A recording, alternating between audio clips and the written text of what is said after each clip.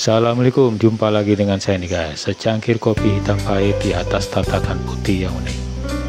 Ini kopi saring nih guys, tidak ada ampasnya. Dari hasil rebusan biji kopi kasar yang sudah masak itu saya saring seperti ini guys. Setelah itu saya tempatkan di atas tatakan putih ini. Kebetulan tatakannya cocok nih guys dengan cangkirnya ini.